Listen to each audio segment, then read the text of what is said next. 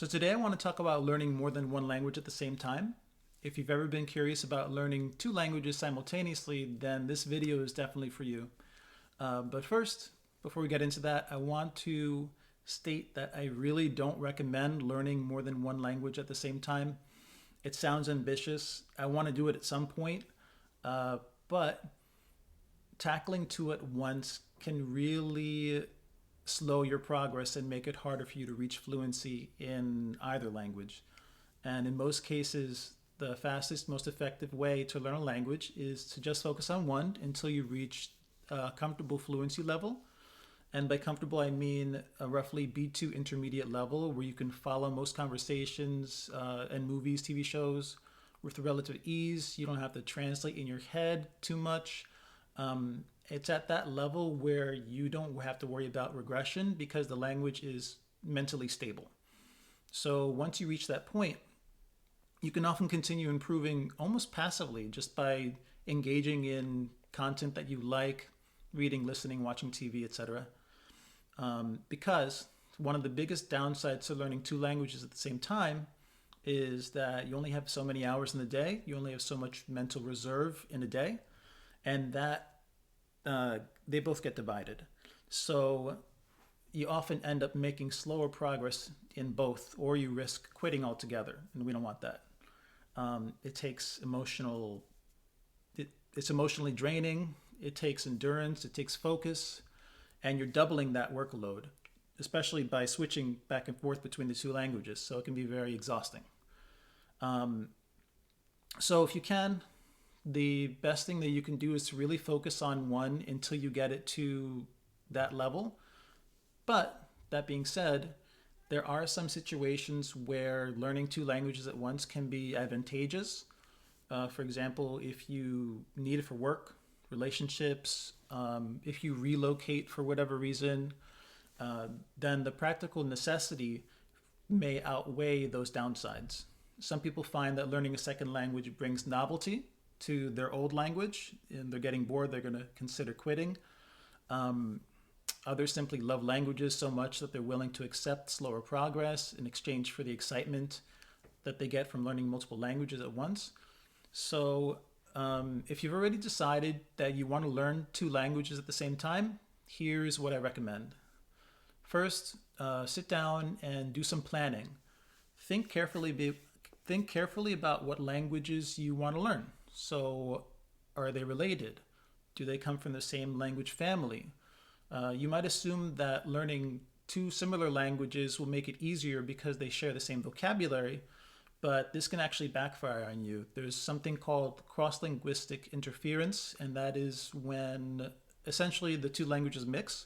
So vocabulary, grammar, pronunciation from one language bleeds into the other.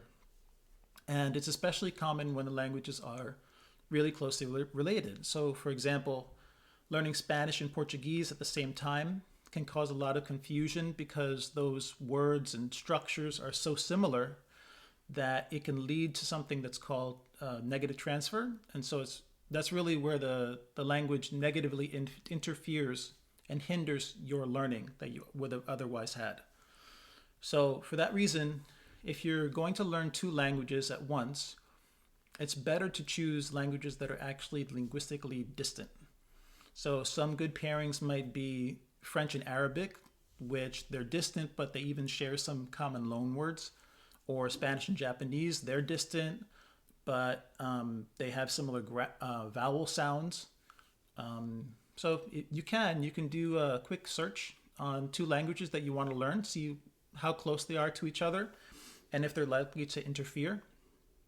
Also, if you want to learn a language that's notably harder and more distant than your native tongue, then I'd actually recommend doing an easy hard pairing. So for example, if your native language is English, Russian and Chinese are distant enough from each other, but they're both considered relatively hard language for English learners. So instead, if you really want to learn Russian, then you can pair it with something easier like Russian and Spanish or Russian and Dutch. That way you'll have one that's closer to English. You won't confuse it with English because that's your native language. but it won't be that much of a burden as, say, Chinese and Russian at the same time. So the next thing I'd recommend is actually staggering your languages if possible. If you can wait to start your second language until your first one reaches that stable B2 intermediate level, that's ideal. That's what I did with Spanish before starting Japanese. Even though the two languages are very distant, sharing both before one felt stable could have caused me to regress in both. So instead, I focused entirely on Spanish until I reached a semi comfortable level. And then that's when I started Japanese. Now that I did that, I can actually devote most of my active study time to Japanese and still make meaningful progress in Japanese and Spanish because I still engage in Spanish in everyday life. So if you can't stagger that or simply don't want to, then how you structure your study time becomes extremely important. Try not to split your time evenly, 50-50. I'd probably recommend doing like a 70-30 ratio where you prioritize one language as your primary focus.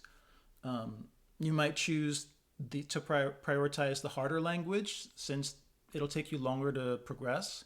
Or you could focus on the easier ones so it reaches an intermediate level sooner, and then that can be the more passive language as you continue the harder one. But it's up to you. Personally, I tend to recommend the latter. So getting one of the languages to that comfortable, stable level as soon as possible. But that comes down to personal preferences. Another helpful strategy is to create some mental separation between the two languages. This is especially helpful if the languages are very similar. So, for example, you could study one language in the morning, one in the evening. You could do one on your commute, one at home. Some people use separate notebooks, different apps, different colored pens. Whatever helps to kind of separate that in your mind will help separate the languages as you're learning them. Anything helps your brain keep the two separate. That's the best to reduce confusion and to help improve retention. So, yeah. To summarize, if you're going to learn two languages at the same time, it's best to choose two that are linguistically distant to reduce interference. Ideally, I'd do an easy hard pairing. If that's not possible, do whatever you can to separate that in your mind through different mechanisms, study times, environments, routines.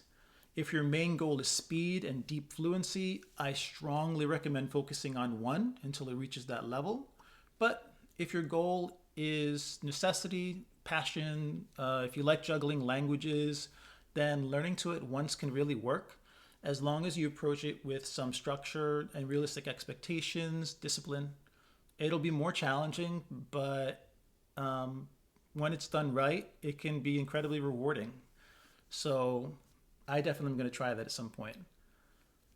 That being said, thank you so much for watching. I hope this helped, and I'll see you all really soon. Bye.